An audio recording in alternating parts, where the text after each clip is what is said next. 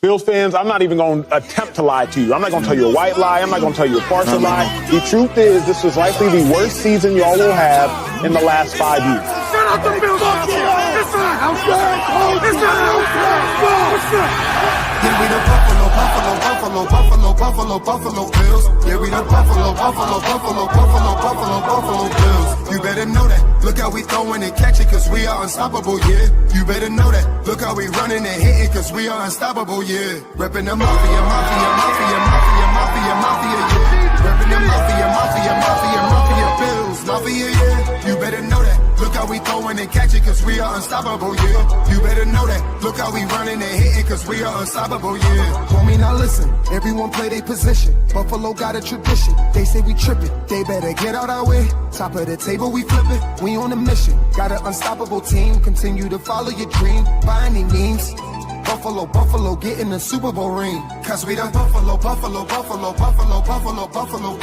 Yeah, we the Buffalo Bills. You better know that. Look how we throwing and catching, cause we are unstoppable, yeah. You better know that. Look how we running and hitting, cause we are unstoppable, yeah. Reppin' the mafia, yeah. Reppin' the mafia, Bills, mafia, yeah. You better know that. Look how we throwing and catching, cause we are unstoppable, yeah. You better know that. Look how we running and hitting, cause we are unstoppable, yeah. Mafia up in your city, time to get gritty. Screaming and yelling, we bugging. Look at the red and blue. This is an MVP year for Josh Allen. As an MVP voter, I said this last week. Josh Allen, he looks like an MVP. When you vote for MVP, and I can speak for myself, I think I'm one of 50 voters, you look at a couple things. Who's the best team in football? Who's the best player on that team in football? What do they look like as the best player on that team in football? And how much talent is around that best player on that best team in football? Cause we the Buffalo Bills. Yeah, we the Buffalo.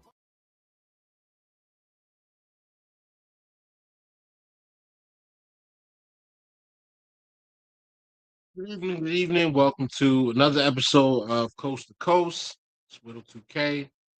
Host, Beyond 716 will not be with us tonight. Got some other stuff going on that, he should be back next week. But today we are going to discuss the latest and greatest from our Buffalo Bills. I found myself today watching some Buffalo Bills comebacks and Josh Allen highlights, and it just let me know, man. I'm like, the season can't get here fast enough, man. So I watched the Cincinnati comeback last year. That was a huge win, I believe, for us because we had struggled to beat them. They had beaten us the last few times that we saw them. So it was nice to get a W against them. You really saw Christian Benford. I thought Christian Benford had a statement game. I hate that it was snowing though. Like I hate that the weather was bad because I feel like because the weather was bad, he's not going to get the credit he deserves because for really like strapping up Jamar Chase. Like Chase was really in straps. Like Chase really didn't really get off until he got in the slot. Going up against Taron Johnson, and I think he got a catch or two against Trey White or whatever. But yeah, like Benford really strapped him up. Anyway, today we're going to bring back Jerick to talk to us about wide receivers, and we'll also get into a little bit of the just some of the happenings that took place with the Buffalo Bills this week. I'll bring Jerick up. What's going on, my brother? Welcome back. What's going on? Not much, man. Not much. Just it's close. You know what I'm saying? Like the draft is a couple weeks away, so like it feels really close. And then they just had the owners' meetings, and I know that we're getting ready to, once the draft happens, it'll be a couple weeks, and then rookies report, and I think we get like an extra week or something for training camp. So, yeah, like I'm locked in, bro. I'm locked in. I'm like I feel it. It's close. I'm ready. I'm ready to go, man. And yeah, I'm ready to go. I'm ready to go. How you doing? I'm doing all right. I'm with you, man. Listen, I've been talking about this draft probably longer than pretty much anybody, besides maybe the professionals, man. So I'm already on the 27. I need some excitement. I feel like I've been talking about these prospects for a long time. It's just to a point now, man. I mean, we argue with Bills fans almost every day in terms of what this team needs and what they. At this point, to me, I don't care who they pick. I just want guys that does it make sense, right? Does it make sense, and does it make the team better? And that's pretty much all I kind of care about. I mean, it's been a civil war in terms of offense or defensive needs. Does it just make sense, and can it get this team over the hump? Because I am tired of picking in the back end of the first round without having at least a Super Bowl appearance to our name, because it is literally killing us. It's killing us right now in this draft. The fact that we don't have a second round pick, we have to wait 60 picks before we have to pick again. So it's it is what it is, man. Just doesn't make sense, and I'll be satisfied with that. It's tearing at the seams right now. Yeah. You can I don't know if you feel this way, but I feel like the fan base understands how close we are, but not like unlike the 90s. For the 90s, it was new. Like, oh my God, we're in the Super Bowl, and they were actually getting to the Super Bowl. So they were good and they were actually getting there, but we're close. And I feel like we've looked at the last couple of Super Bowl games, and I personally have felt like we could have beat them. I feel like we could have beat the Seahawks. It felt like we could have at least given the Eagles a much better game than the Chiefs did. They would have beat the 49ers, and I'm confident of saying that. They would have won that game. 49, right, exactly. And it's just like we're so close. And honestly, I don't know that there's a team in the NFC that I would look at and say, I don't know about this. Except, I mean, the Rams look tough. The Rams look tough. And, we'll get into that, as we get a little close to the season. But, yeah, man, I mean, I just feel like the fan base is about to implode on itself between fix the defense, get more wide receivers. Josh isn't getting any younger. I'm glad McDermott's gone, but let's get Bean out of here. Versus let's see what happens. We're really good. I like where we're going. Let's get receivers to just put up 50 a game. It's just so many different factions. I don't know how you feel, but that's where I'm at. Well, yeah, I mean, it's how I feel in terms of how we can get this thing done. I mean, we have literally seen this for the past decade of defenses ultimately being the defining reason why teams have won Super Bowls. I mean, it's like, and again, this is going to be a controversial take when I say we can't get this thing within 3 to 4 years. Listen, I know we got a no trade clause with Josh Allen, but if that trade clause was possible, I'm sorry. In 4 years, we can't get this thing done. I got to get rid of it. And I'm trying to get as many first round picks as possible. At the end of the day, I need to build a better team around. I need to build a better team. I'm sorry. And, I would try to see if we can, Brandon Beane is obviously going to be on a short leash. The fan base is going to be very, very impatient with him. And so, I mean, listen, it's only, you're only going to run out of excuses because we're going to blame Brandon Beane. We'll blame Joe Brady. When is it going to be time for us to fully blame Josh Allen? Like, what? I'm sorry. Like, and I've been hard on Josh Allen this offseason, probably more than most, because I expect better from my quarterback. I expect my quarterback not to turn over the football to a couple times, a couple of bonehead decisions. I'm sorry. Those are points that definitely cost us. We knew what this defense was going to be crap. We knew that this defense was not going to be that good going into the postseason. We knew that if the offense can take care of the football and win the turnover battle, that they were going to win. Because I felt like the Jaguars was a much harder challenge than the Broncos, and we are coming short in football games where we are just making the slightest mistakes on offense, and then defensive wise, we already know what's going on there. We gave up a lot of points. So my thing is to patch this defense up, make it more aggressive, which I think we have done. But ultimately, you need the right players. We need depth. The Seahawks had depth. The Eagles had depth. I mean, look at the past teams. I mean, the Kansas City Chiefs didn't have a great defense in 19, but you know what they did have? They have depth. They rotated their edges. They had three guys that they just rotated edge and defensive tackle. So it's just one of those situations to me where it's like we got to figure out a way. How do we get better as an overall roster? How do we get the depth that some of these teams have done? And listen, I don't care how we get this thing done. I mean, whether if it's with Josh or if it's not with Josh, whether if it was with Brandon Beane or if it's not with Brandon Beane, I'm trying to get this thing done.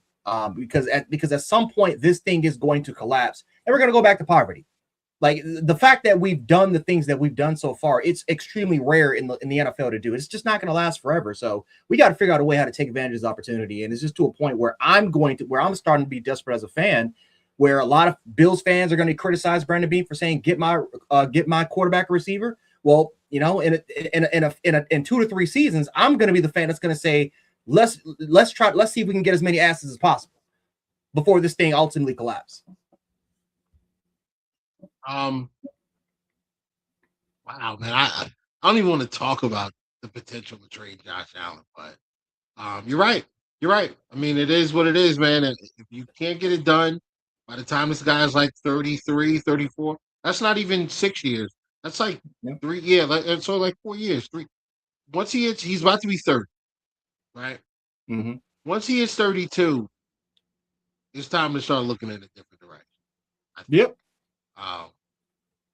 And I hate to say that, but at 32, he still has a ton of value, and we really could reset the roster. You're still gonna have a prime James Cook. You're still gonna have a young Shakir. You're still gonna, whatever receiver moves they make now. Rousseau will still be young. Harrison will be young. Benford, I think, is like what 26, 27.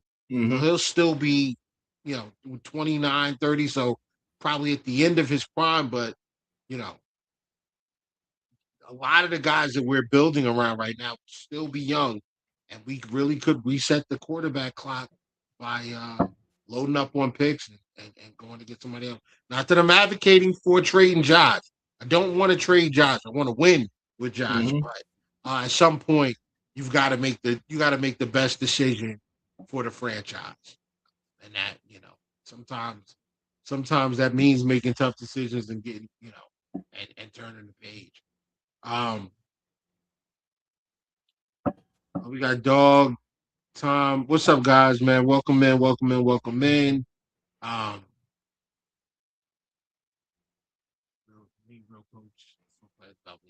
Yeah. All right. So let's get into some Bills news. Austin Corbett, Damar Hamlin, Trent Sherfield, and Lloyd Cushenberry were all signed this week. Between last Wednesday and this Wednesday. All those guys were brought in and signed. We've been talking to Corbett for a few days, for a little while now, and we managed to get a 1-year deal done with him. Damar Hamlin comes back. I know a lot of Bills fans are not happy about that. I personally don't mind it, because when we talk about depth, we talk about a guy like Damar Hamlin being the guy that comes off the bench. But in this scenario, he's not even the guy that comes off the bench. He's the guy that comes off the bench for the guy that's on the bench. So when you're 4th or 5th or 6th safety, if your practice squad safety is Damar Hamlin, I think you're in good shape. I don't mind him in that role. If he does have to play, he has experience playing special teams. I feel like his reps got better towards the end of the year. When they put him on the field, he didn't get embarrassed. Not like Darnell Savage did. So I'm not. I don't hate the move. Like, the move is fine. But obviously it doesn't move the needle. But what it does do, in my opinion, with the addition of Corbett and Cushenberry, is we're replacing guys on the interior. We're replenishing that area. We lost Clearly, we lost David Edwards to free agency. Um, so it's going to be a new left guard, whether that's Alec Anderson, who's been on the team since we brought him in as the UDFA, or it's Austin Corbett. It could be, either one of those guys, or maybe it's Tylen Grape. I don't know, but we're gonna have competition, and the guys Corbett and Alec Anderson. These are maulers. These are guys that are they're physical. They will muck the game up. You know, they're those type of guys versus the technician that Edwards was. We'll see how it works out. Trent Sherfield was brought back. That to me is purely a special team. I think that if he's back, if he makes the roster, it's because he's a really good gunner and he can give you some production as your 6th wide receiver. But I don't think that that's a guarantee that he makes the team. Again, if you bring a guy like that in and he is the 6th or 7th guy at his position group, that's good. That's fine. I'm good with that. But playoffs, second round, can't have that guy on the field consistently like we did a few years ago. What are your thoughts on the free agency move, brother? I mean, I like the offensive line additions. I think Lloyd and Corbett, they both have starting experience. Lloyd, I've been watching him since the LSU days. Violent physical guy. Didn't really have that much success that that we thought he could do, even though he was, again, I think it was like a 4th round pick. But has been solid within some of his starts, have kind of slowed down a little bit. So, I think those are depth pieces. Those are guys, those are guys that, I'm not going to be saying that they're going to be fighting for the starting position, maybe Corbett, but those are definitely more of those depth positions. I mean, they're 1-year contracts, so they can get cut. It is what it is. There's no blowback on us, but it is interesting that the fact that we picked up a backup center because of Cedric Van Pran, and then you just signed Connor McGovern. So, what's the plan with Cedric Van Pran? Brandon Beane clearly likes Cedric Van Pran. He loves that dude. I think he's going to try to move him inside the guard. Again, could it be a possibility that McGovern moves inside to guard, right? That's a possibility of that happening. Then Van Pran takes over the duties at center. Whatever the case and situation is, I do think that they're gonna see if they can find a starting spot for Cedric Van Pran, right? Obviously, they're not going to give him the job, but they're going to make him compete and give him a fair opportunity for him to try to win the job. So that's, I think, what the addition of Corbett is. He's more insurance. Than any, Corbin and Cushenberry, they're more kind of insurance guys. They're going to be competing as well. But ultimately at the end of the day, I still don't think it's going to deter them for drafting interior offensive linemen if the opportunity occurs. I don't think that's going to deter them. But it is interesting that they're trying to find a little bit more depth for these particular spots, right? Because McGovern can play multiple different positions. So it'll be interesting to kind of see what happens there. But no, I mean, overall wise, I understand those picks. I understand it. DeMar Hamlin coming back. I mean, I think it's his special teams value. He does add some experience, even though, again, he's not a typical Jim Leonard safety. But he does hold, he is a solid special teams player. Then Sherfield, I see punt return duties running all over him. So I think that's definitely added special teams depth for sure. Yeah, I think return duty. Return and not coverage, but return. Yep, punt return. Wow. Okay. All right. I know that Joe Brady. I know that that it was said this week. I believe Brady said we got to get Shakir off of punt return duties. Mm-hmm. I agree with that. Did you saw the Brady interview, right? I watched a little bit of it, but I didn't watch the full thing. Yeah, I watched a good amount of it as well. It was like 45 minutes. I don't care enough to hear him talk that much right now, to be honest. But I did listen to some of the things that he talked about as far as learning while in this process of being a head coach. Mm-hmm. Cool. Like, I think that's a lot of coach speak, but I've always appreciated how humble and confident he has been in every step. like from quarterbacks coach to OC to now head coach. So I do appreciate that. It's a blend to me of the humble, always work and keep your head down mentality that we have with McDermott. But then there's a little bit of the brash, you know, I you gotta play us. Like y'all are playing us.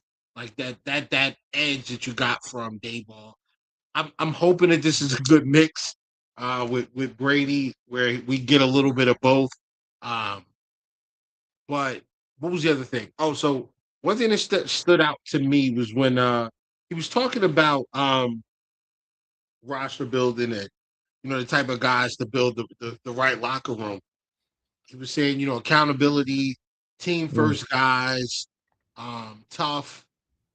I noticed that he never mentioned high character. I noticed that he never mentioned guys that play the game the right way. I think that the uproar from Bills Mafia about we want a tougher team. We want a team that kind of what's the phrase I'm looking for? Sets the tone. A team that forces the issue, dictates to the other team how the game is going to go. I think Bills fans have been clamoring for that, and I think the front office is listening. What are your thoughts?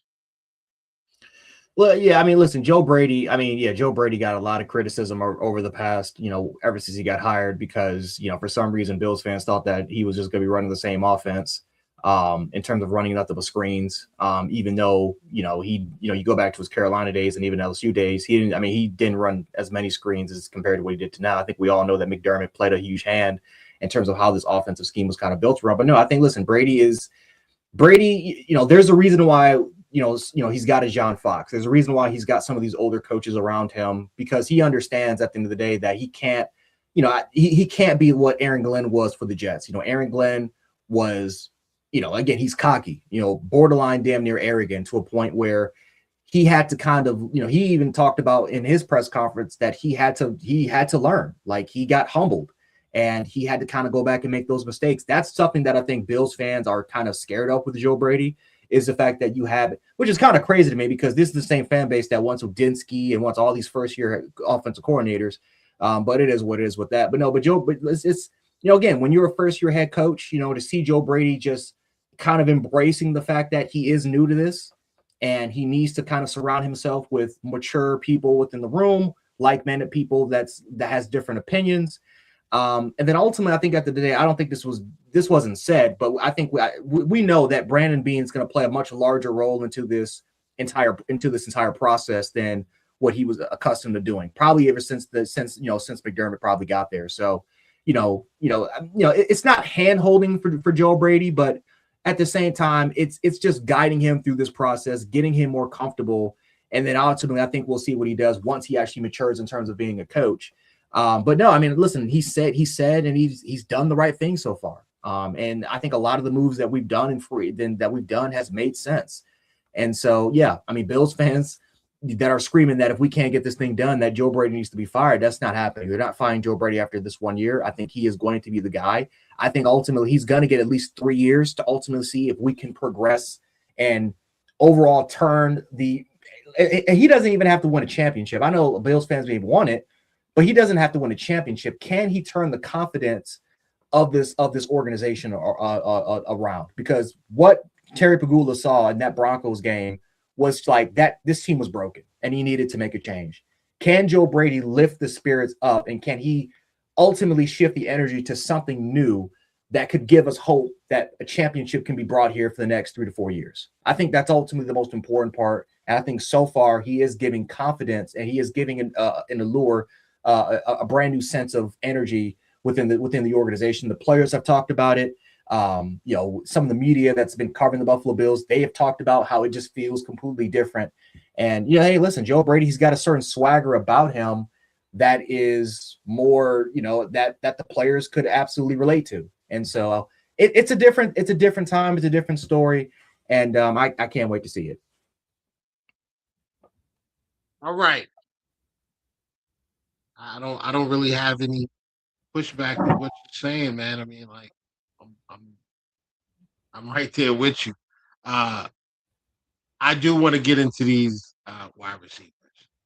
Now, you gave Oh, yeah. now we talked about a few of these guys ahead of time, um, and the list you gave me was Antonio Williams, Deshaun Dribbling. I'm saying that right? Yep, from Ole Miss. Yep. Yep, Deshaun Stribling, Skylar Bell, and Casey Concepcion. We had talked about Lewis Bond earlier in this process as well. Some Omar Cooper, Brazil, obviously, Malik Benson, and we talked a lot about a bunch of different guys. I had mentioned J. Michael Sturdivant. So the criteria I gave you was guys that you think could fit Buffalo that the Bills would actually have an opportunity, should have a really good chance at drafting.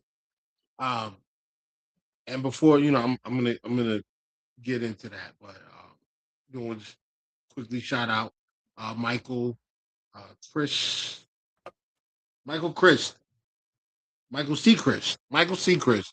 What's going on, man? Dog, appreciate you always pulling up, man. You know, you my dog, brother. Jerick, this is Michael Wheeler saying what's up to you. What's going And on? Tom, my guy Tom from West Virginia. What's up, Tom? Yes, Jordan Tyson. And dog, we on the same page with this. I think Keon has a good year.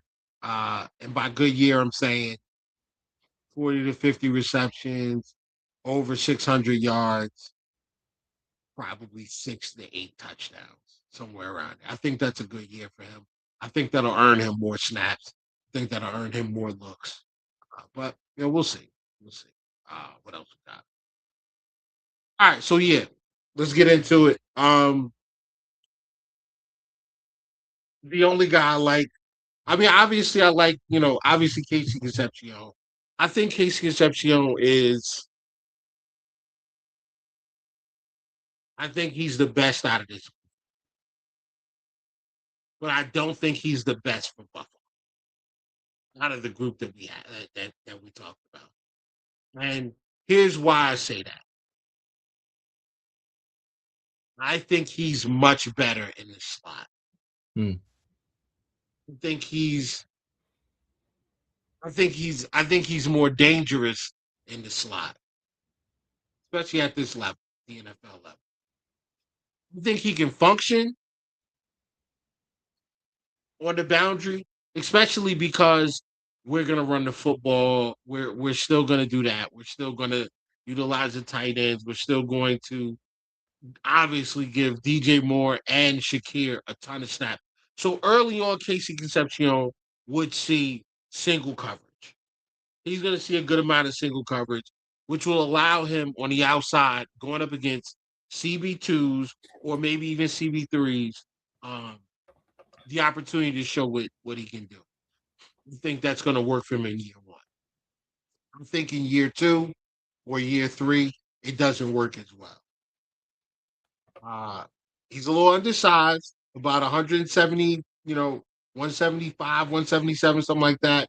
I think he's about 5'11". Now he has shown the ability to win on the boundary. He has shown the ability to win on the boundary. He has a complete route tree. Nobody is doubting that. I just don't know long term if he turns out to be a wide receiver. And if you're taking him in the first round, you really kind of want him to be a wide receiver.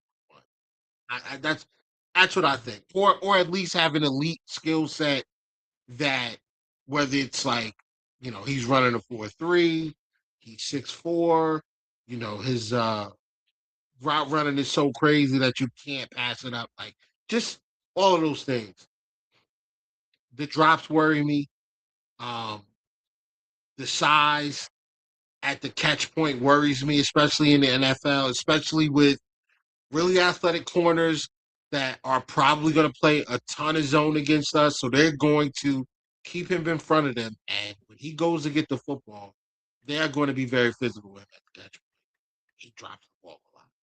That worries me. I do like him. And if he's available at 26 or around 26 and they get him, I understand. But the guy that I am for, I can't get past this Antonio Williams kid, man. I can't get past him. I think he's perfect for Buffalo. I think he's exactly what you need. You need a guy that can win on the boundary. You need a route runner. You need a guy who is excellent. And I took some notes. This is what I have. You tell me if you agree, Jerick. All right. Mm-hmm. Antonio Williams, natural separator, excellent route runner, very good ball tracking ability. Yep. Alignment flexible. Meaning you can put him in the slot, you can put him in the boundary, you can put him as the X, you can put him as the Y. It doesn't matter. Like you can run him as your gadget from the backfield and throw him the ball in the flat. Like there's nothing this guy can't do. I'm gonna throw the comp out. And I don't care if you guys. I don't care if you guys say I'm crazy. I don't care if people talk about me on Twitter about this. Stephon Diggs. I see it. I see Diggs, bro. I see Diggs. I was so impressed. I watched him against Georgia. Watched the all 22 of him against Georgia. Highly, very, very impressed. Going up against future NFL corner Dalen Everett. I thought he was very good. I think Clay Kupnik sucks, but I think Williams is excellent. Talk to me, man. Talk to me. Where are we at? Out of the list, who's your guy? I mean, listen, I mean, Antonio Williams that's one of my guys. In terms of the fit for the Bills. Now, my overall guy is Brendan Thompson. That's my overall guy. I've said this hot take before. I think he's the best receiver in this entire draft class. I do. I think he is the best. I think in terms of his shoulder squared, in terms of the best, in terms of vertical stemming, explosiveness, speed, twitchiness, separation, playing primarily on the outside against bigger, taller corners. He was one of the best receivers I've seen. But do I think he's the best overall fit for Buffalo? Probably not, because I don't think his game is going to translate that well in the slot. I actually think he's more in the slot, and so again, he's more of an outside Z. I don't even really think he's a Z. I actually think he's an X. He's just an undersized X. And I don't know if Bills fans would feel comfortable with that. And I don't know if Joe Brady and them would feel comfortable about it. So listen, I like, obviously Casey. The reason why I like Casey is because Casey, believe it or not, his biggest strength is arguably the catch point.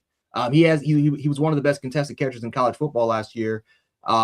Ironically enough, though, this is the biggest issue with them. It is his hands, because the concentration, the drops was just ridiculous. He has a 13% career drop rate for NC State all the way to A&M. Now at A&M, at NC State, he was primarily a slot. At A&M, they decided to move him out as more as a Z flanker. They did mix him, and he had like 30 to 35% snaps at the in the slot position. But listen, in terms of, you said earlier, he's got the complete route tree, right? He runs pretty much almost every route you can pretty much ask him to. He has a very, very nice release, sudden release package. He does a really good job in terms of vertical stemming. However, and this is one of my biggest issues with Casey Concepcion, he's good against zone. Like he understands zone. He understands zone spacing, and he knows when to sit, but he's not particularly great against zone coverage whenever guys put their hands on him. Antonio Williams is good at everything, is every single one of them. He's a lot stronger than what you kind of give him credit for. You can try to knock him off his route. He still finds ways to get leverage whenever he's going against zone spacing, and he understands when to split.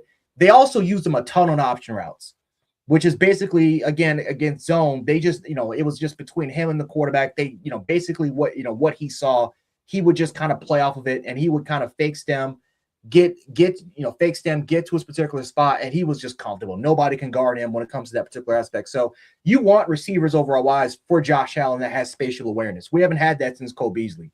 Khalil Shakir could be that type of receiver, but I think Khalil Shakir is a 3-level slot guy. I don't think he's just a pure, like a pure space-eating slot like a Cole Beasley was, where Cole Beasley can chew you up for to 5 to 10 to 5 to 10, for those 3 to 5 yards, because that's honestly more dangerous. That opens up the deep, the intermediate, and even the deep levels part of the field, because you have to adjust your coverage based off of what Cole Beasley did, and you had to bring safeties down a little bit, which opened up John Brown. It opened up those deep daggers, those deep crossers that we would normally run with John Brown and Emmanuel Sanders. I mean, it was heaven to watch. We don't have that guy.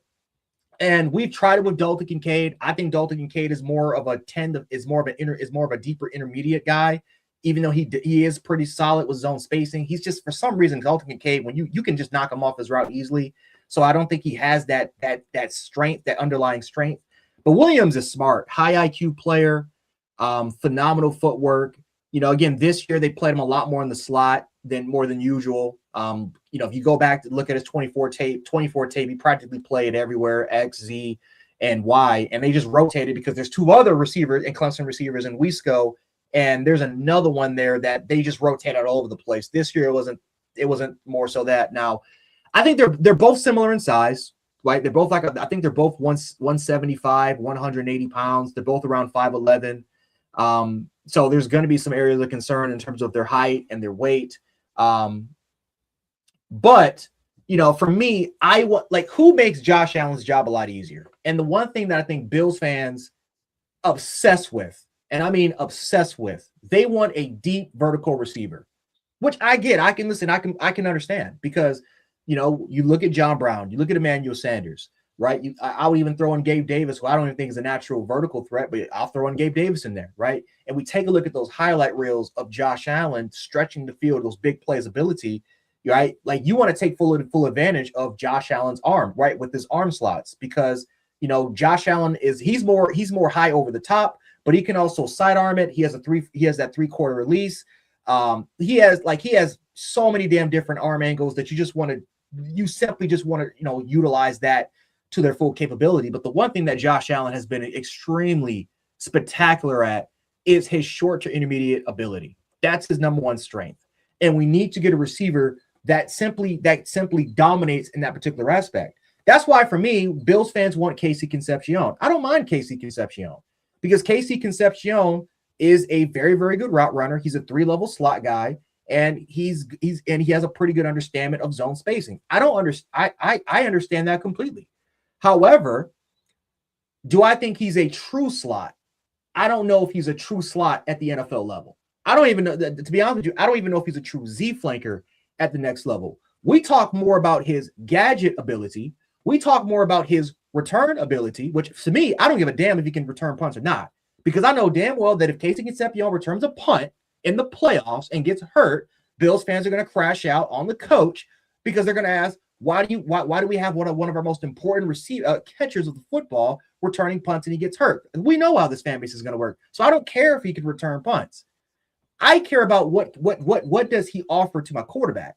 And the fact of the matter is that in terms of what Josh Allen has missed since Cole Beasley, we need a Cole Beasley replacement. We have not found that replacement.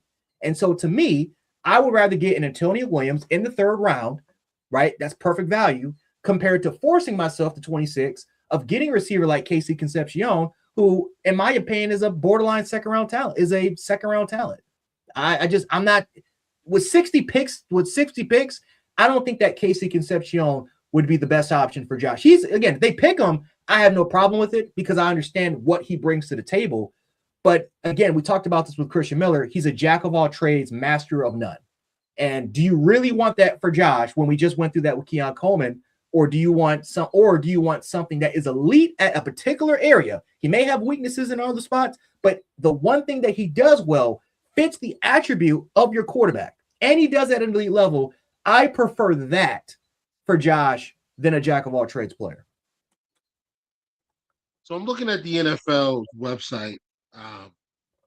It's got Antonio Williams at 5'11 and a half, 30 and 3/4 inch arms, which is arm length. humongous. That's a humongous wingspan. Yeah.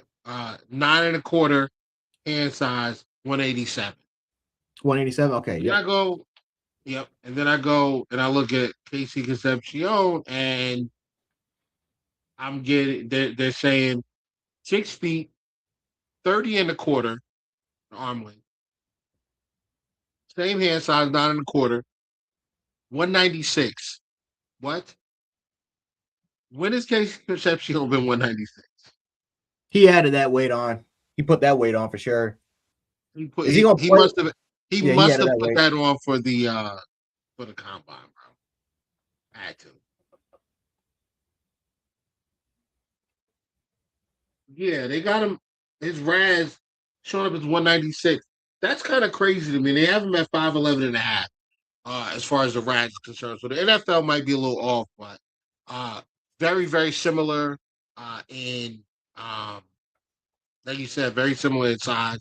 So what we do, bro, is what separates these guys. You got to go to the tape, and we're gonna do that. I don't want to shortchange the other two receivers that we discussed before, Skylar Bell and Deshaun Stribling. So these are my notes for Stribling. Below average ball tracker. He is a hands catcher. Mm-hmm. He's a big target and not the greatest as far as separating, but can separate. Like he's a vertical separator. And he only lines up on the left side of the quarterback. Like, did you notice that, or am I bugging? No, that's important because that's very, very important because a lot of these receivers they don't like a lot of people think that these receivers could just line up on the left side on either side. No, he lines up strictly on the left side, and you'll be shocked about in terms of like Denzel Boston. Where does he line up primarily? Left side. On the left side of the field. Like that's very, very important. And I got to take a look at it because I think Kevin put up a stat, but Josh Allen throws I think Josh Allen throws more to the left side than more to the right.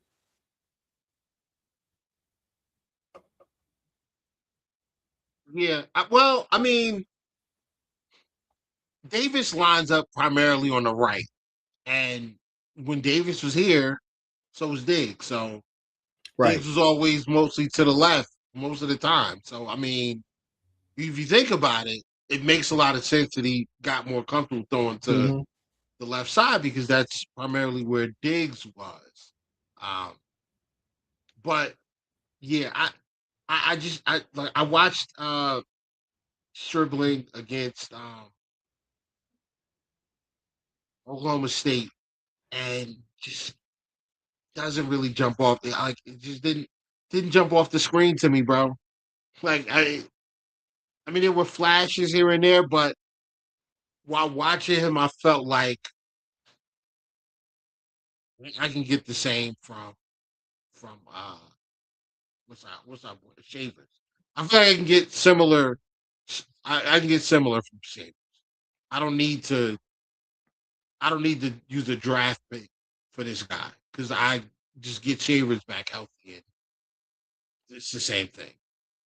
A tall kid who's good with his hands can run down. Who's got solid hands, can run down the field. The thing is, I think Shavers is better at tracking the football down the field than Stribling is. I mean, Stribling may get better at it. He may develop into a better receiver, but it just didn't jump off the tape to me. What do you think? While you do that, I'm gonna pull up his film. So I watch a little bit of Stribling. Listen, these are his weaknesses for sure. I wrote down he doesn't have elite explosiveness, right? That 4.5 kind of showed up, right? Didn't even think he had a great 10-yard split, lack of elite explosiveness, burst, or just kind of separation quickness. That's not his game. press coverage, press coverage more against physical corners. He struggled a little bit. I was able to kind of see that. So once you get into the NFL and you start to play more of those bigger, more physical, corners, that's definitely gonna be more of a question mark. He's got some durability concerns a little bit. And it's kind of like he doesn't have an elite trait about him, right? He's more jack of all trades as well, in terms of his profile. I do think he is a little bit more well-rounded. I think he's going to go on day 3. But I think the thing that stands out for me about Dejon Stripling, again, he's not the best ball tracker. He can separate. He's a way better separator than he is a separator in terms of the vertical threat of the field. But what he does do really well, it is his short and immediate ability. And it's because of the type of offense he plays in, which is he plays in a timing rhythm-based scheme where Stripling has mastered the first, it's not initial quickness, but it's hard to explain. He's smart. You can tell the dude understands film. He's a film junkie. Understanding cornerback leverage, understanding and reading their hips and knowing exactly when to break out. Again, they run a lot of option routes as well. And so I like his, in terms of a receiver, I liked his timing, in terms of what he could bring to the table. Strong yards after the catch, yard after the catch, contact balance. He gets the ball in his hands. The dude's going to break tackles. You're not going to arm tackle this kid. He's 210 pounds, big, strong, physical sort of guy. So I did kind of really like that about him. What else did I kind of get something about him as well? Believe it or not, he has a high catch rate. So in terms of catch radius and in terms of hands, doesn't drop the football as much. That to me, I thought was really nice. I thought his route tree wise, even though I don't think he does anything spectacular wise for the most part, I think, I did see crisp breaks.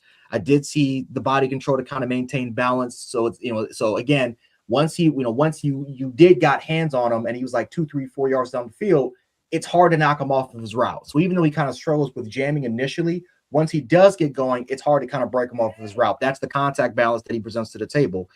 And then he can sell, bro. He can sell routes. That's the thing I really like most about him. He can sell like crazy, especially when it comes to the vertical routes, in terms of how he was able to get the snap ration before snapping off, before kind of snapping off those short routes as well. So I really, really did like that. So I think he's an underrated route runner, right? I don't think he's elite at anything he does, but he is underrated. Like, the game that really impressed me was when he went up against Dalen Everett.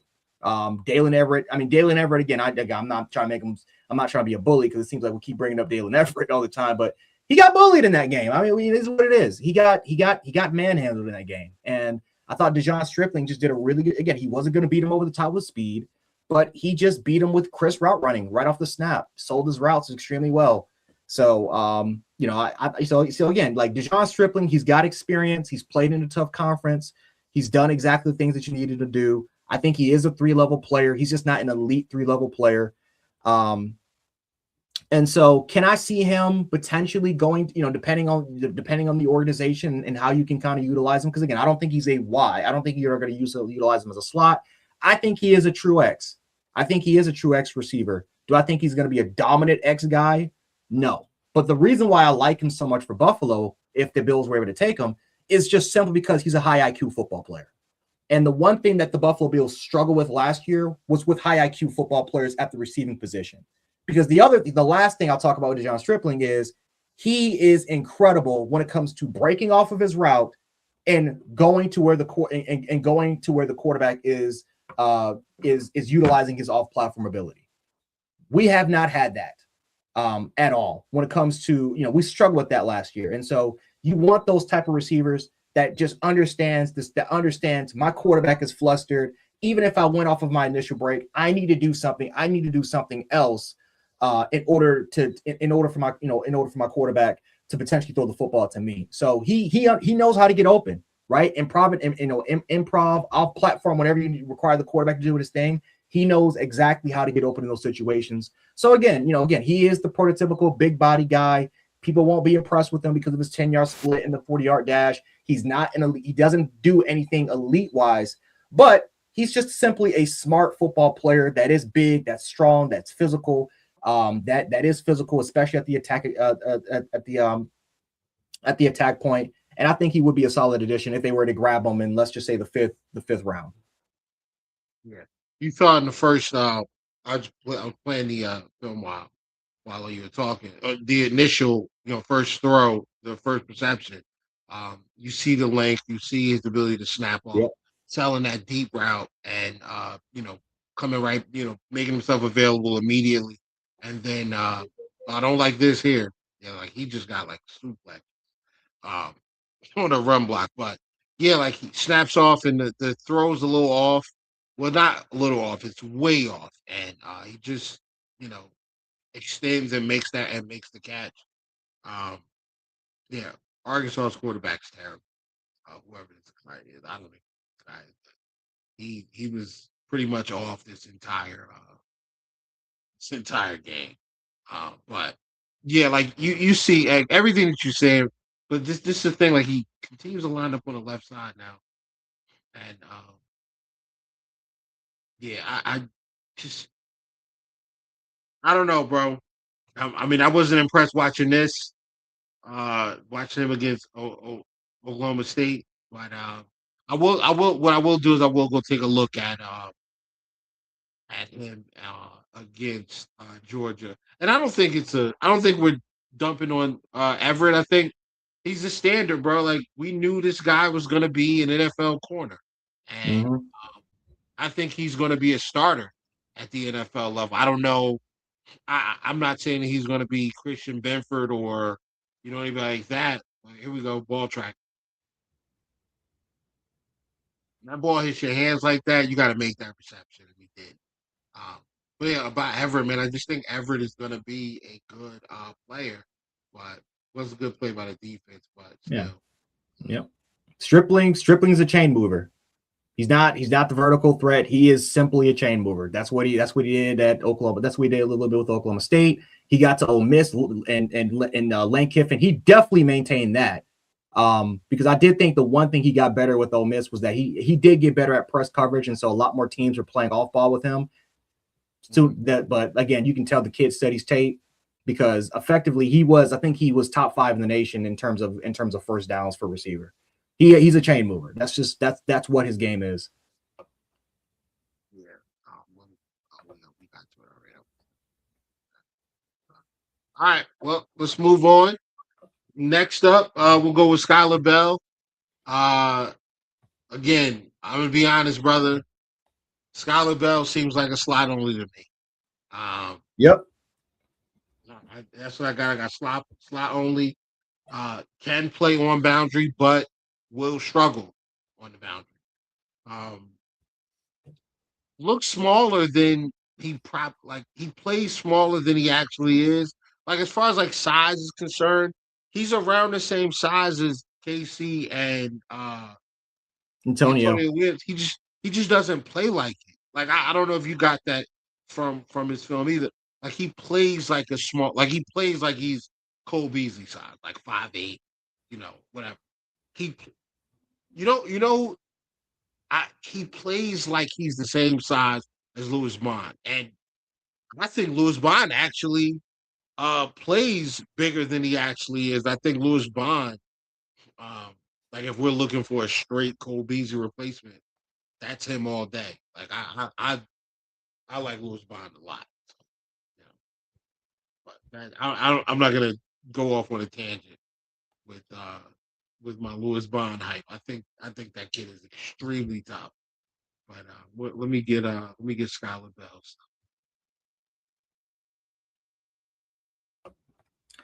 Yeah, I mean, listen, Skylar Bell, it's interesting. And I think, again, the criticism that he's going to have, and I think it should be the fact that they used him a lot on a lot of different option plays. They used him a lot on screen passes, a lot of gadget plays. And I mean, a lot of gadget plays for Joe Fagano, right? If we're going to clown Zachariah Branch for that, trust me, Georgia do that a lot with them. We need to do the exact same thing with Skylar Bell. Now, again, I do think that he was a better 3-level player than Zachariah was. Again, Skylar Bell after the catch, nasty. Might be the nastiest player in terms of this entire draft in terms of yards after contact, maybe besides Jeremiah Love. You can use him on jet motion. You can use him You can use them they utilize him in wildcat formations. They utilize him at more as a Z flanker. Didn't play that much as an X, but he can definitely play that. He didn't have that much of an issue when he played it. But, again, one of the biggest questions for him is going to be, what is the route tree in the NFL, right? We know he can run quick outs. We know he can run drags. We know how they utilize him in different mesh concepts. But what about the deep outs? What about your vertical stem ability, especially when you're running those deeper routes? Can you get open? And primarily if we move you out as a boundary receiver, I think he's capable of doing it. But this is my problem with this entire drive class, is that a lot of these receivers seem they're capable of doing it, but they didn't show it. Like everyone loves Amari Cooper, right? The same criticisms we're giving Casey Concepcion and Skylar Bell, we need to do the exact same thing with Cooper. Because I think Cooper, again, he was phenomenal in the slot for Indiana.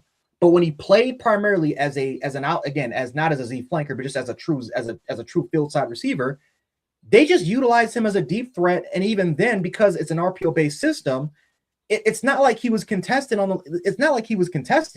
right? A lot of his stuff was just on free releases.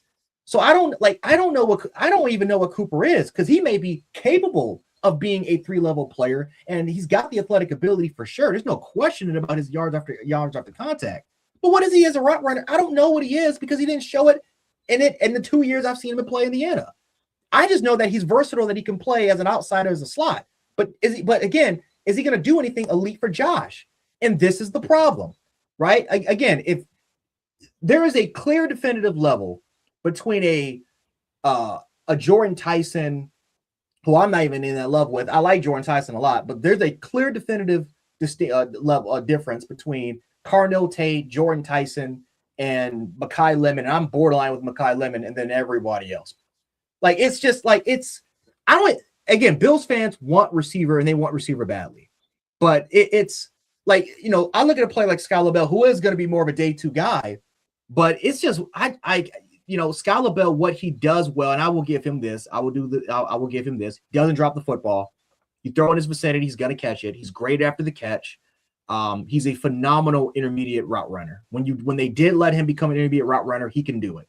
I have all the confidence in the world. Yep. I have all the confidence in the world that he can run those particular routes. But again, it's just one of those situations where I don't know if it's UConn's offense or if it's just the player himself, but they didn't let him become a definitive all 3-level route runner. We say the same exact thing on scouting reports. He's capable. Well, I don't want just capable, right? Is he? I need some. Can he do it now? And I think that's the difference. Like with Brandon Thompson, I know Brandon Thompson is an elite vertical receiver.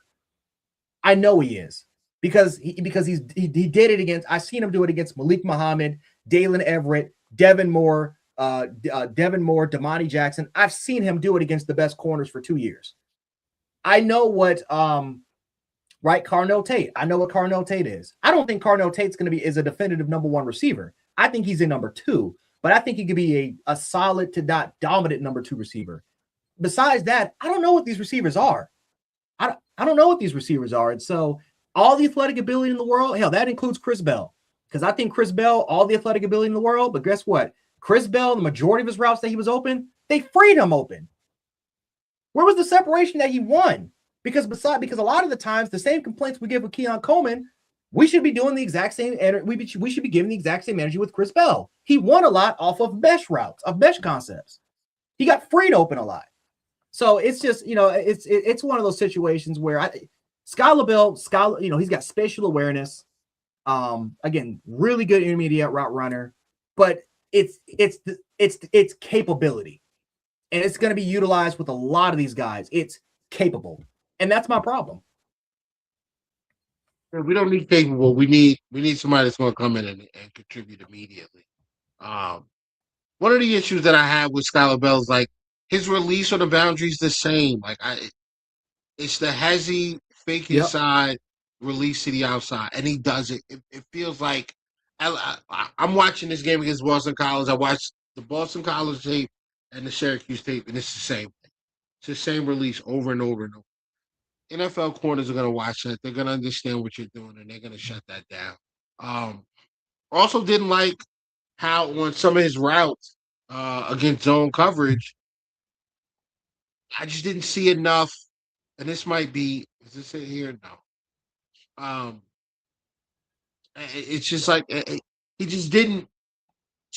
There were opportunities to get more depth in his route because the guy who was responsible for him was underneath, and instead of adding 4 or 5 more yards up the field to give his quarterback a bigger window, he's kind of just sitting on his path and not just not making things a little easier. So I mean those are my only complaints. I mean, listen, in the 1-on-ones, Skylar Bell looked great. He performed well at the combine, and he looked good at his pro day. Cool, like all those things are great. Um, I'm just watching the film, man. And listen, they do line him up all over the place. Like he's going into the slot now, and what is that? Like I'm watching him, and what are we selling here? Like if I go back, like what are we selling? Are we selling the out or what? Because if you're selling the out, that's a terrible job. If you're selling it to go deep, especially if you're selling it to go deep, it just felt a little half-assed. Yeah, don't get me wrong. If they draft him, I'll be happy because I do think he's a really good slot receiver. I think he's a really good slot receiver. But that just means to me that we're continuing the same trend of overcrowding the same skill set. We have, Yep. in my opinion, nothing but slots. Like DJ Moore is a boundary, but I mean everybody else is like really good in the slot, or better suited for the slot. So what are we doing? Like Yep. right here. I mean, come on, like I don't know. I mean, it's just certain things about Skylar Bell, like just I don't know. I'm probably nitpicking, but so right here, right? If he turns upfield and gets more depth and tries to get into this end zone, he's pulling that defender, and that gives his quarterback all of this room to really run and and get to the end zone versus taking a hit. Yes, they score, but could it have been better? Absolutely. He's not a great blocker. Like that's not the Not at forte. all. No, this is not his forte. It's I mean, he's got issues. I mean, to me, I think another thing too is just it's route running it's tempo, route running consistency in his tempo. Like again, his routes, it can be mechanical, or just rounded at times, but he doesn't always play at full speed. And you showed that clip where he's not willing. He does not play at full speed all the time. Especially at the intermediate to deep levels. He needs quicker adjustments, especially when it comes to better tempo variation for sure. He does not sell the route all the time. And again, I don't know. And again, this is what we keep bringing up, the word capable. Well, in this case, a lot of the times on tape, I don't think he's willing to sell the route. I don't think he's willing to sell the route because I think that I've seen that a lot on the tape, where if it's not going in his direction, he just doesn't sell the route. And there are a lot of different occasions where Joe Fagano's taking off, or where corners would easily bail off of Skylar Bell because they just knew look what he's doing on the field. So, I mean, yeah, man. I mean, he catches the ball a lot. I don't know if you noticed this too. He catches the ball a lot with his body. He's a body catcher. So, again, he can definitely, especially over the middle of the field in those contested catch situations, you'll see that a lot. He doesn't have the best catch radius, 50-50 balls, and, that stuff like that. It's not really the best. Again, he's really good yard for the catch in terms of elusiveness and ability, but he's not strong, right? Casey is much stronger. Omar Cooper is much stronger when it comes to yards after contact, play strength. He doesn't have great play strength as well. So, listen, Skylar Bell is a tremendous athlete. Tremendous athlete. The RAS score showed you it. I think in terms of what he can do for you, he's kind of in the same realm as and people will hate when I'm about to say this, he's in the same realm as a Curtis Samuel. in terms of and Curtis Samuel was a dog with Carolina. Like when he was fully healthy, he was a dog. And Curtis Samuel had those same exact issues as well. But listen, I mean, Scott LaBelle is, again, I'm not going to say that he's completely jack of all trades. There's a lot of things that, that he does not do well. And he's going to have to figure out a way how to clean those mistakes up. But, in terms of yak ability, short intermediate ability, when that's consistent, he is solid. And, again, zone, he's in my opinion, I think he's better in man situations than zone. I don't think he has great spatial awareness as well, which again, that does make sense why they didn't utilize him in zone situations, because we talked about this before with the gadget plays, the hitch routes, right? He had that high percentage in hitch routes and screens, right next to Zachariah Branch. He's number 2. So that makes a lot more sense that they didn't read that. Again, he's capable of being a 3-level player, but they didn't utilize him like that because who knows? Maybe because maybe he knows how to do it. Maybe that's just UConn's system.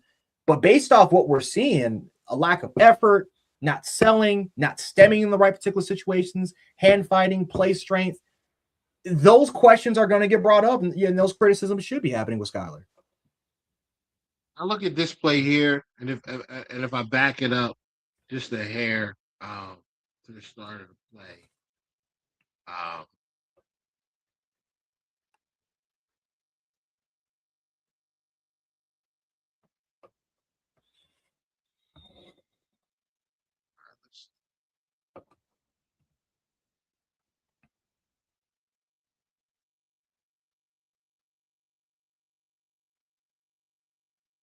all right, yeah. So, all right.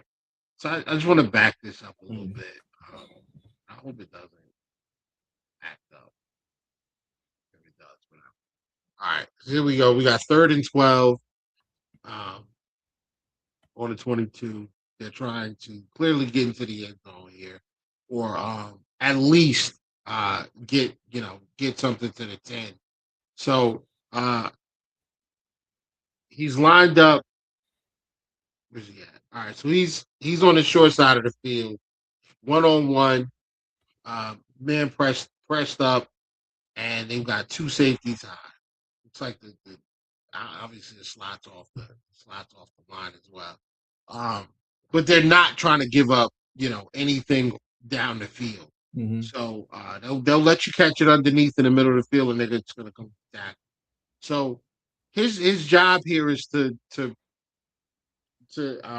his route is to get inside leverage, get upfield, and then pull the safety, to the corner route, because he's running kind of a corner, but he sells it terribly. And I know this is nitpicking. I know this is, but I mean, this is what happens in these situations. Yeah, you got to nitpick, man. This is what happens when we don't have any draft capital. This is what happens.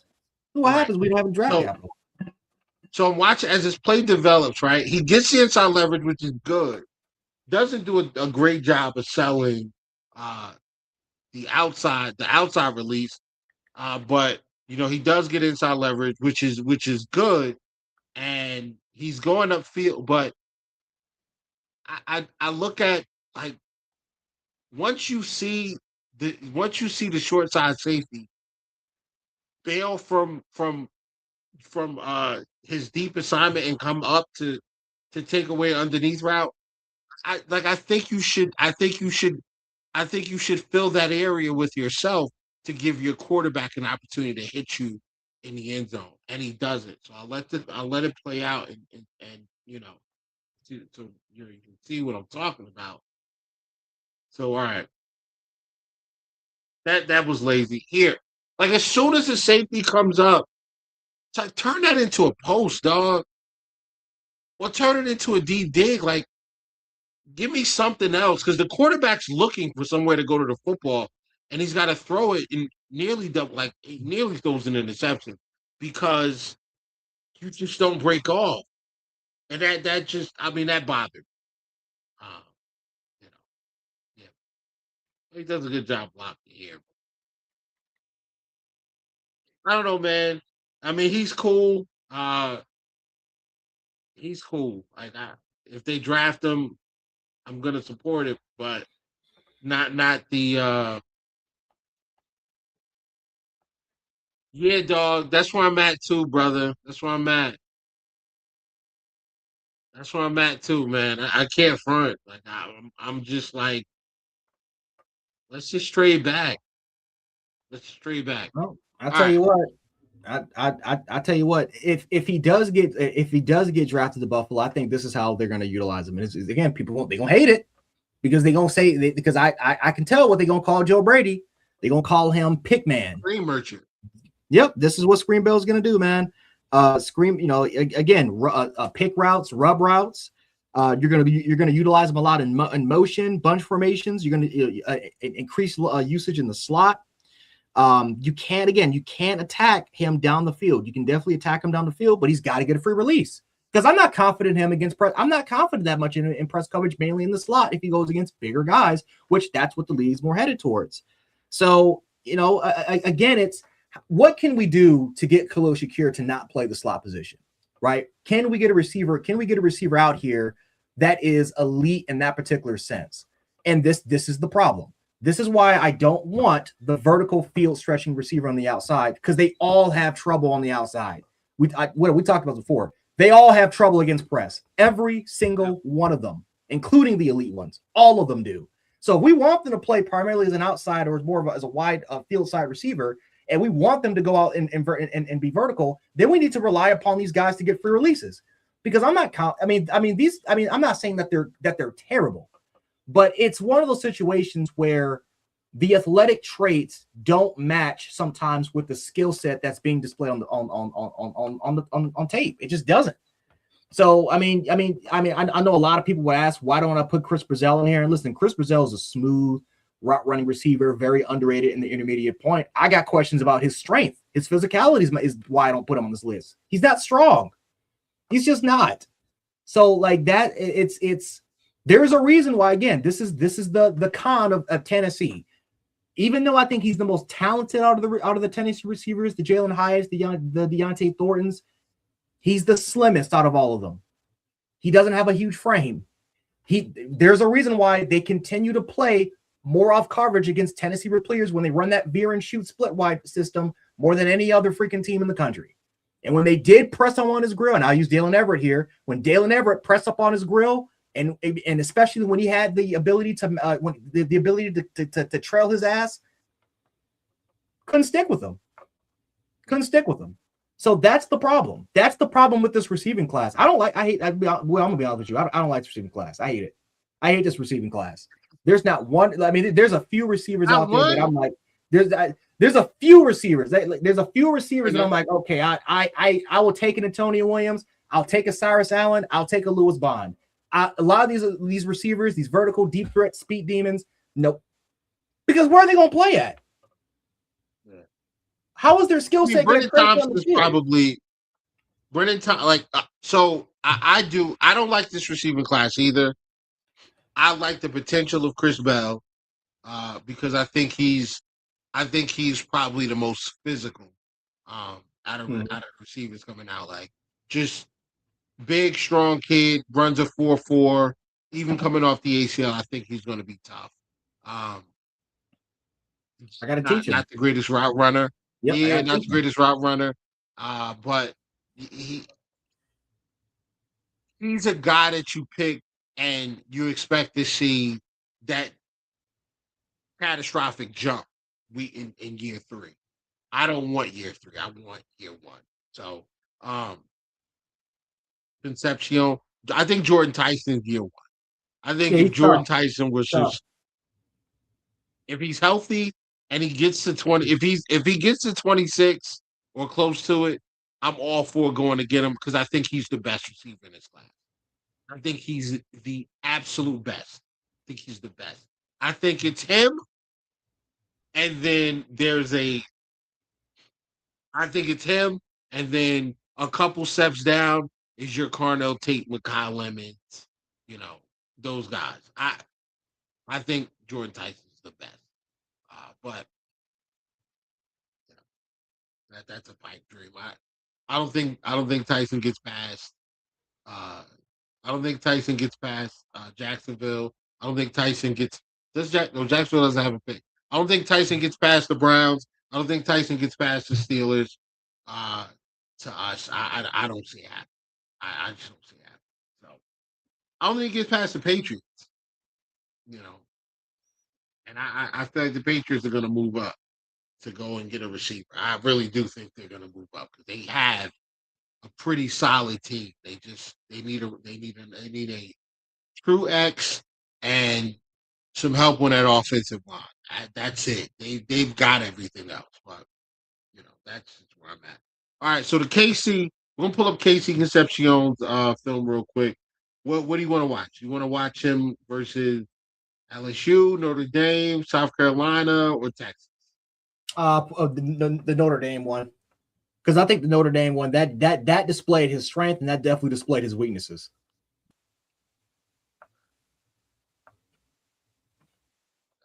Screen.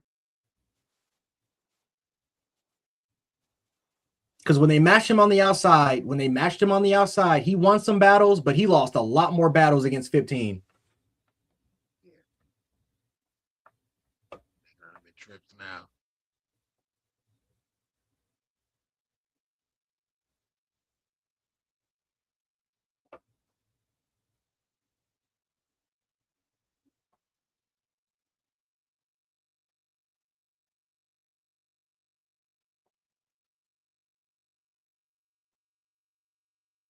I don't know, bro. I like him a lot, man. I do like him a lot, but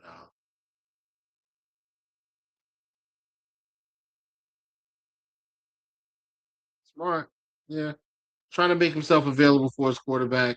He'll play hard. He'll play through the play. He's not lazy.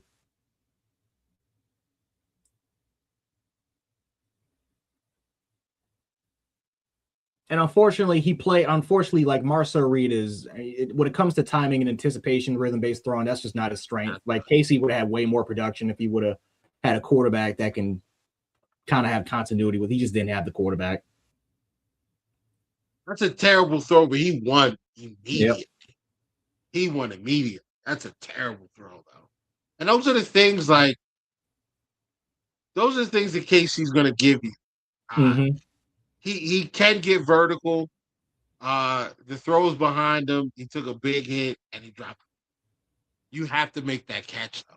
Like at the next level, and you know why you have to make that catch? Because if you're going to be an X receiver, which is what the Bills need, or what the Bills want. That was a terrible throw. Who are your X receivers? Diggs? Diggs is making that catch. You've seen Diggs get absolutely annihilated sometimes. Not drop the football. Same thing with the other, and I know. Tyreek Hill, same thing. I get it. Those guys are every throw sucks. Every throw from this kid. Yeah, that's Marcel Reed, man. That's Marcel Reed, unfortunately. Yeah. But I'm more of a fan of 3 than I am of KC, but that's just me. You said who? I'm more of a fan of 3, Craver. Okay.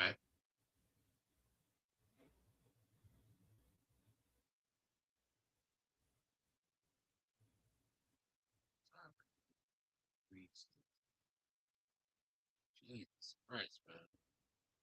He ain't had a good throw yet. Already a couple minutes into the game, man. You got Casey 1-on-1 on the outside. Yes, I think that's against Moore. No, Moore's, he's on Craver.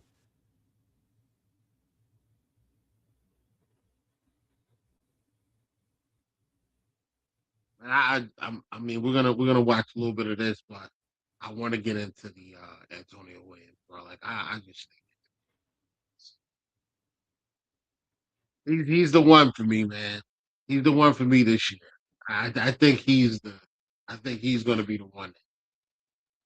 He goes to the right spot.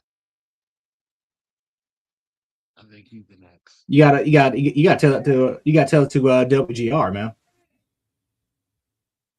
Yeah, I mean, I don't think Williams is getting to the third. You think he gets to the third?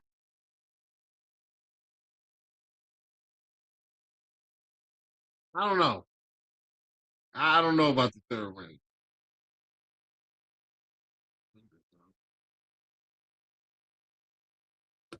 Oh. Oh. What was that? Oh, I just came back. That was a touchdown. I think that was the one that. I think that was that Craver? Three. Yeah, it's Craver.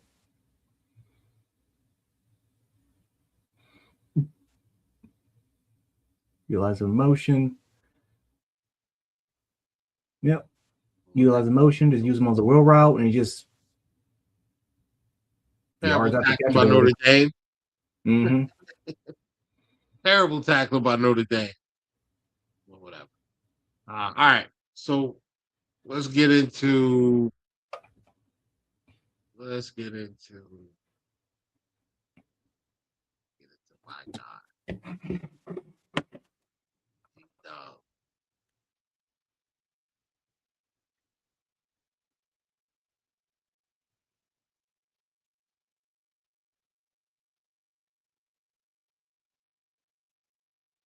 Listen, man. I know that I do this every year where I have one guy that I'm just like, this is the one, man. This is the one. You ain't gonna hear no backtrack for me. I just think his release. I just think his release off of press is clean, man, and it's and he doesn't give you the same release every time. Yep. Not a ton of hand fighting. That he doesn't need to do a lot of hand fighting. Just smooth. Look what he does. Sells it. Yep. Sells it to the outside. Cuts that back in. See, that's and this is what we need. This is what I'm impressed with. I don't care about the 20 or 25 or 30, 35-yard guys. I need guys with this zone spatial awareness. Timing, anticipate. Like, is he great when he is right? Does he have that continuity on rhythm throws, timing and rhythm throws? Does he understand how to be in the best possible situations?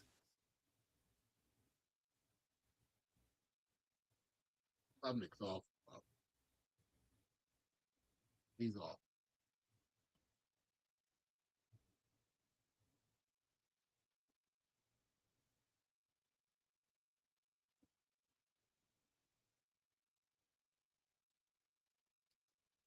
I like every single one of the receivers on this team. Every single one of them are I think they're snappy. No, the fact that Clemson was terrible. Yeah, it's no sense. Come on, bro. Wow, like it can't just be the quarterback. Like the quarterback couldn't have been that bad. Well, he was. He was. Oh, I'm trying to see the route. I'm trying to wait for him. I wrote down what I wanted to watch. Time. He's gonna go right to it, man. Instead of wasting everybody's time. That's it. No. It is. This is what I'm talking about. Price 1-on-1. Boom. Gets inside. Gets upfield. That's a Beautiful. reception, folks. Beautiful. That is a reception, folks. Yeah. Like that's lit. That's lit. And that's on Everett. That's a reception. That's what I'm talking about, man. That's what I'm talking about.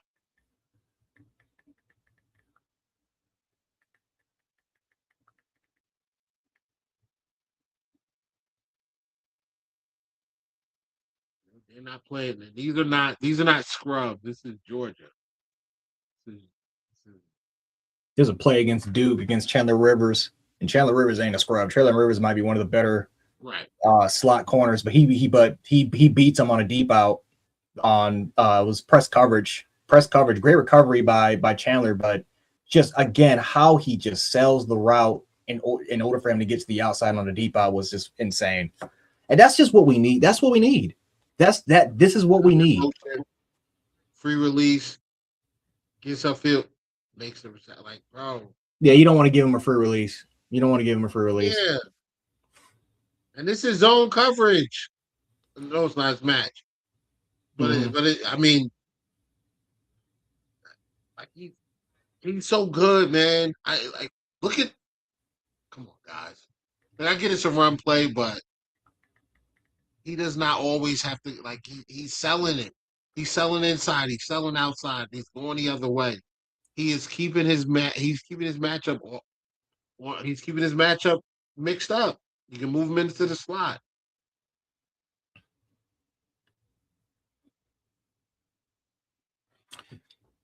Another thing about I like his subtle fakes, man. I mean, you'll see him a lot with the head and shoulder nods. You'll see him with the jab steps, the stutter steps, the stutter steps. You'll see him win based off of those particular situations. The body positioning, the lean to kind of influence that defender's hip and momentum during the middle of the route. It is crisp. It's crisp. It's not lazy. It's not mechanically flawed. It's perfect. It's perfect. It's perfect almost every time. Yeah, he's a dog, bro. He's a master when it comes to tempo manipulation. He's a master. This is what we need. Guys that are masters at tempo variations. That's what you need on third down. That's what you need on third down. That's a guy that's going to win his matchup and get you and move the sticks. That's what he's going to do, and you can put him anywhere. Not a terrible blocker either. Better than Skylar Bell. Yeah.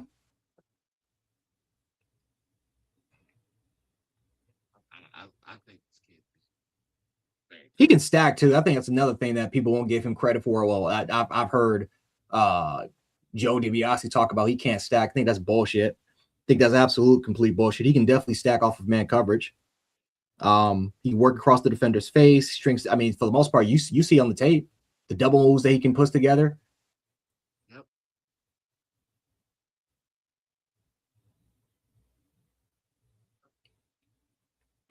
He's a good player, man. I mean, this is what we need. I mean, I don't want athletes. I mean, again, he is athletic because he runs a 4.4, but you know, listen, I understand we want the vertical deep threat. This is not what's going to make Josh better, people. It's just not. It's not. Route runner, man. Route runner. This is it. Get open. Yep. A guy that is consistently going to get open and catch the football. That is Antonio Williams. Bro. Look at that. Bro, this. All right, that's it. That's enough. That's enough. What we were just talking about. Can you run the out? Look at this. After the catch, shifty. Just, I like the kid. I like the kid a lot.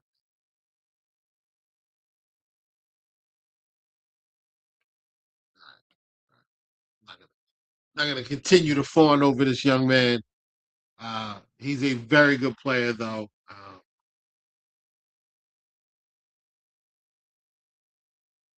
Yeah, very, very good player.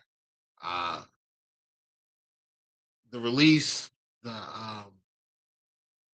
craftiness, the craftiness as a route runner, the ability to catch a football with his hands, the ability to sell the fake and create separation. Like he is creating separation through route running, which is what we don't have, and he can do it on the boundary consistently. So,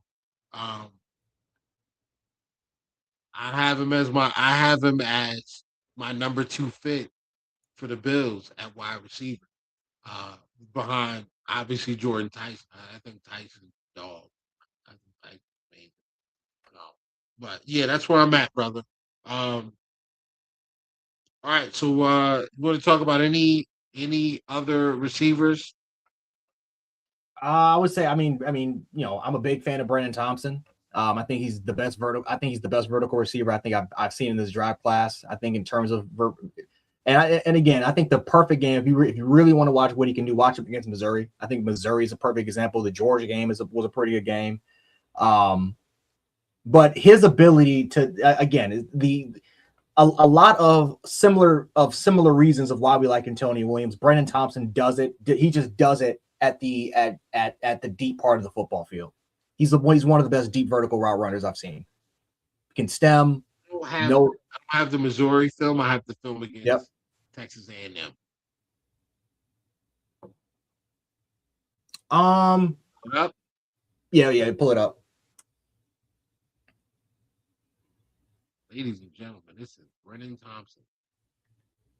And I like him too a lot. Like you can see him get down the field in a hurry.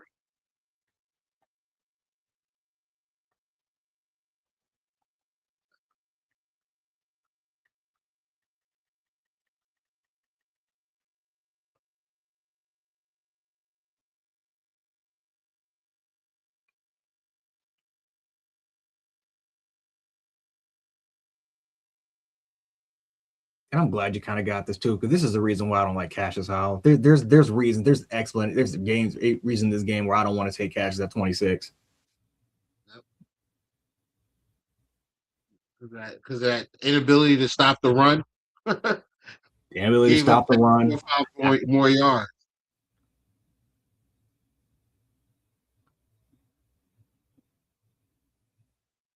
Look how much space they give him. 10 yards, bro. 10 yards. Man, you got to. He led the I think he was second or first in hitch routes. And a lot of those hitch routes were just option because they kept playing so far off of him. You cannot play him up close tight.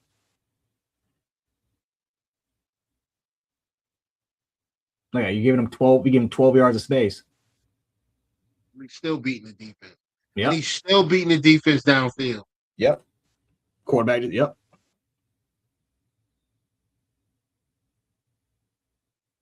Offensive line just didn't give him enough time, but he had it.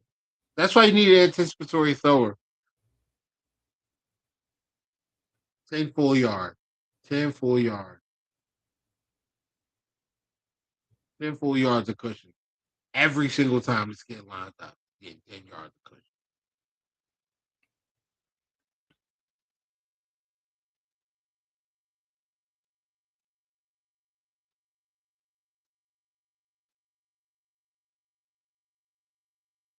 That was smooth. That was smooth. Sells the sells the vertical. Gets to the sideline. Both feet down. Smooth. Smooth. Put it with his hands too. Oh my God. Somebody.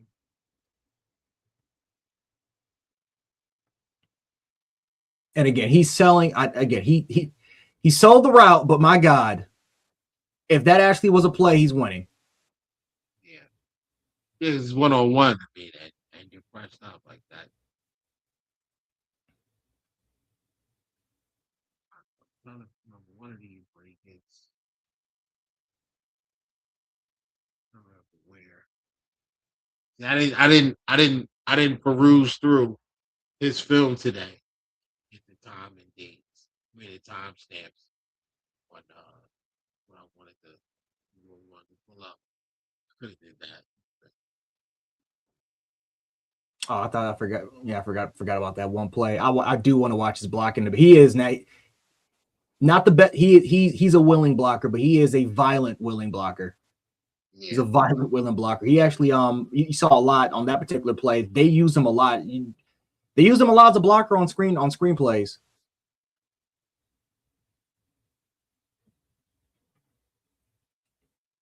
You can see it though. You can see it on the vertical route. The corner's cooked. That's it. And he stretches on it. That's a touchdown. That's a touchdown in Buffalo. That's a touchdown. Josh is letting that thing fly off the sideline. And as long as it's accurate, that's a touchdown. Cassius was coming in, you know.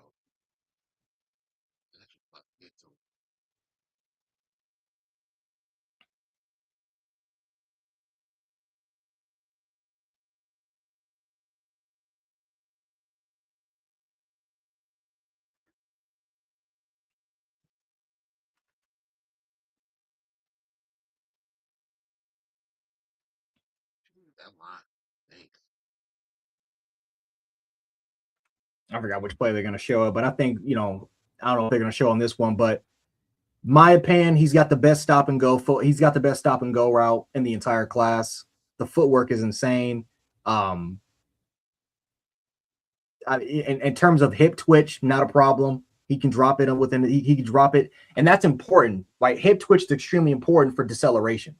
And the one thing that made Tyreek Hill so special as a player is not just he's fast. Obviously, he's extremely fast, but it was his ability to sink his hips whenever he wanted to with an extremely quick pace to a point where he can just simply decelerate.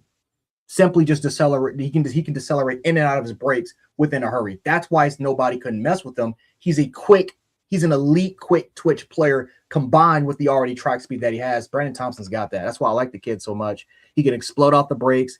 In terms of the fakes, a lot of the stutter and goes, the out and ups, kind of the other double moves that you kind of see for him. Just watch his shoulders. His shoulders are always squared. His shoulders, me and Anthony talked about, his shoulders are always squared. So it's hard to predict when he's going to sell a route. It's hard to figure out which way he's going to go because again, most receivers, like most corners, they're watching the receiver's shoulder to see exactly, okay, is it, even if he's going to try to sell it, am I going to buy into it, or is it just going to be complete BS? It's hard to predict what he does, man. It's very hard. It's very hard to predict what he does when a receiver has almost perfect technique with the shoulders. So you'll see it. You'll see it a lot when in a lot of these shoulder fakes.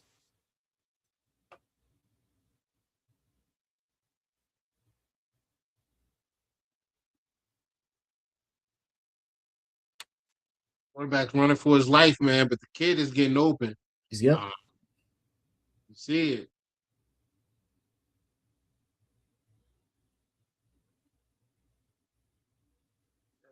Quarterback's running for his life. Can't really get a good,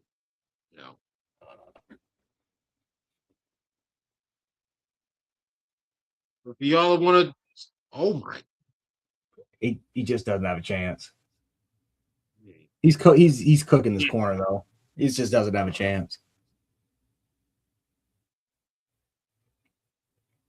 And even if it's a design run play, again, we just talked about the Skylar Bell. Skylar Bell's not running that hard to sell that route. Right. And one thing you want is consistency out of your receivers. You don't want to give up. You don't want to give away. You don't want to give away what you're doing. So, but yeah, Brennan Thompson is another guy, man. Lewis Bond, I like a lot. Mm-hmm. He's just a slot though. So unless they're planning on moving Shakir out wide more, Bond probably won't play a lot. He's got some special teams ability, some return ability, but he's tiny. He's like 5'7", 5'7", 5'8", 5'6", somewhere around there. And but listen, he's still good. I think he's a good player. All right, so that's gonna be the show on receivers today. Next week we will discuss linebackers and safeties. I don't know. Do you want to talk safeties, brother, or? Oh, I can do safeties. If we want to, if you want to, I can talk safeties all day. That's my favorite part of the class is safeties. Yeah, no, I know, but I'm just, you still think we're taking the safety? It's possible. I don't think it's Eric McNeil-Warren because I think the Eric McNeil-Warren of this team is C.J. Gardner-Johnson. If Dylan's there though, I think you run up to the podium, you grab Dylan if he's there. But the problem is, I think he's going to Minnesota. So that's the only shot. Otherwise, if we take a safety, it's probably going to be day 3. I think the second round. I think linebacker is a way more important position. Defensive tackle, or maybe even some depth at edge is more important. So safety, probably day 3 is when you'll see it kind of happen. There's a lot of depth at safety that I think that I can see them definitely taking. Agree. All right, so if you can come back next week, man, we'll We'll talk safeties. We'll talk. I think linebackers is going to be a short conversation because I don't like a lot of them. I don't. I mean, I don't know how Yep. you feel about them. No, Sam, I don't like these linebackers either. I mean, there's a few that I like. The Bills obviously are in love with one from what we've been hearing, but it's just one of those situations, man, where it's just not, especially with our defensive scheme fit. It just doesn't make a lot of sense. I think we end up trading back. Yeah. I think we end up trading out of the first round, and I think we trade out of the first round. This is my dream scenario. Trade out of the first, you get your second back, and you get a fourth or a fifth, right? You use a fourth and a fifth, use a fourth and a fifth, and move back into the third round. I'm taking Trotter. I'm taking Antonio Williams, and I'm probably trying to target safety or defensive tackle there. Yeah. Whether that's Corleone, Orange, or I'm a big fan of Capehart, but I think Cape. Yep. that would be really rich for Cape. I can see it. He's not a two-gap player, but you know what? Who cares, man? You need run defenders. That's what we need. You need run defenders. You need guys who can stack. You need guys with athletic ability and versatility anyway. So I listen. I don't think they're going to prioritize the nose position like a lot of fans think we're going to do. I just don't think it. I think they're going to prioritize getting a run defender, just not the run defender they want. Right. I agree with that because I think that the plan is to play Dion and Ed a lot, right? So wherever you get, you're talking about 20% of the snaps, 25% of the snaps, probably on first down. First down, short yardage situation, maybe second down, third. Short yardage situations mostly. Maybe he'll play first and second, or first or second, but it's going to be a lot more Deion Walker. It's going to be a lot more of that. And I still think we end up playing more even front than people think. I just think Bradley Chubb ends up being a stand-up, edge. That's what I think. I think it's going to look. I think it's going to look like what we've been running, which is the 4-2-5, but it's going to end up being a 3-3-5. Yep. 3 safeties or, your traditional nickel. Yep. 2 boundaries and safeties. We're just running a lot more. We're just running a lot more exotic coverage, way more match than we've ever kind of run before. And our stunt variations are. We're probably going to be a top 5 team in the league in stunt variations. That's the difference. We're going to be more aggressive, and our coverage is going to be more exotic. Besides that, though, size, athletic ability is not going to be that much. It's not going to be that much different. Besides just getting players who are versatile, which we're already doing anyway with McDermott. Last question before we get out of here. Cauchy has us. Is it Cauchy? I think it was Cauchy. I think it was Cauchy or something else. One of the other ones. Polymarket. It might have been Polymarket. Has the Bills and the favorites to win the AFC 16%. What do you think about that?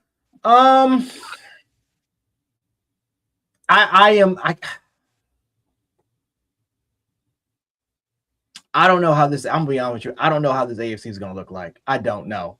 I cannot sit up here and say that the Bills are going to definitively win this conference. I just can't do it.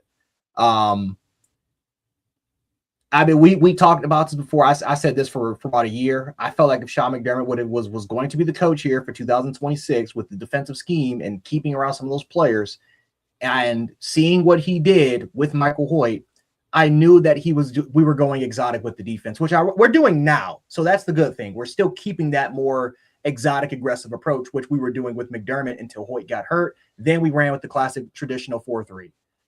I felt like with McDermott and the staff already in place, we were a year away for winning a champ for going to the Super Bowl and winning it. I don't know if we're going to do this now. I think we're making, again, not too huge transitions, but we are making certain transitions. We've already gotten rid of a lot of players that were already sort of impactful guys. They were older, but they were more impactful guys, and clearly we're getting a lot younger. I would feel way more comfortable if we had a lot of draft capital. If we had last year's draft capital, I would feel confident because I think that's enough to get the guys. Knowing that we didn't really have a lot of money and knowing that we have essentially 6 picks, which I think they're going to trade back to try to get some draft capital. But the question is how important is the capital that you're going to regain back? Because if you're going to get a 5th back, that could turn into something.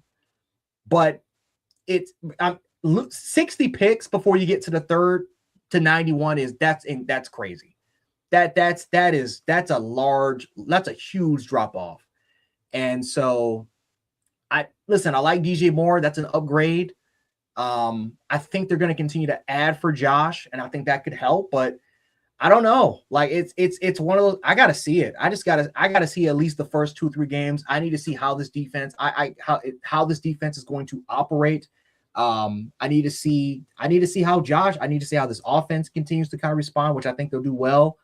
But ultimately at the end of the day, I don't think the AFC, I don't think the Ravens are going to emerge as a championship favorite. But I don't know. It's one of those cases where I think the Chargers are going to be a lot more dangerous. I think it's open. This conference is open, man. Like it's obviously we want to, as Bills fans, we want to give it to Josh because he's Josh and he's the MVP. But it's too many situations where it's like this team they have not. It just hasn't given me the confidence that they're going to take the mantle yet. I gotta see. I need to see it. I need to see some sort of proof in order for us to do it. So I mean, obviously, it starts with the draft. That's going to help sway me, depending on how this draft goes. But yeah, I can't definitively say it's going to be theirs this year. I can't.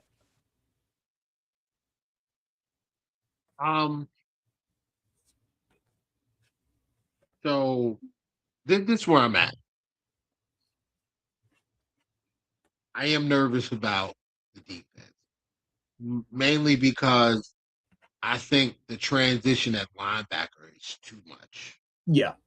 And I think linebackers played a very, very pivotal role on this team because the team was not getting to the quarterback. But because of the coverage of the back 7, I think it minimized the damage that could have been done by other teams. Now, obviously, Taron Johnson to me has been underwhelming for the last 2 seasons. So I think that's kind of where we've experienced some cracks in the armor, as well as instability at cornerback too. Those are some areas, and then safety play. I think we took too long to replace our safety. So we've had some chinks in the armor, but I think for the most part, the secondary's pretty solid now. I don't know if we're getting Dorian Strong back. I know we're going to add to that room. Probably going to get Trey White back, within the next few weeks or after the draft. I do think he is coming back, though. And the defensive line, I love the Bradley Chubb because he's a bona fide. He can get to the quarterback. And I know, I talked to some guys that were Miami fans. They were talking about how Bradley Chubb got a ton of pressures. Oh no, I'm sorry, that was Jalen Phillips. They called him pressure man. But Bradley Chubb has been very productive. So I do think that's going to help overall his defense. I do think that he can be a double-digit sack guy here in Buffalo because of the rest of the line. And I think you're going to see a better Deion Walker, much better Ed Oliver, because as long as they're healthy, that's the thing. Health is going to be huge for this team, but the reserves are getting better. I look around the rest of the AFC, right? I don't think the Ravens have gotten better. Pittsburgh is good. They're not better than us, right?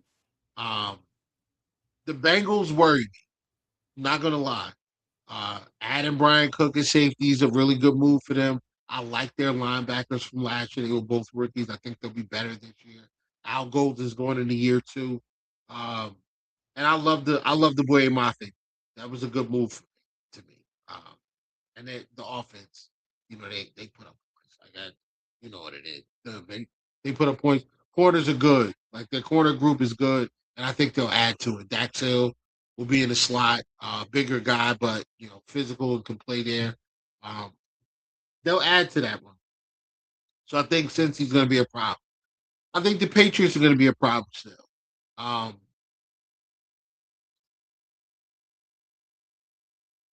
I think they'll come down to earth a little bit. I do think that no Diggs is going to hurt.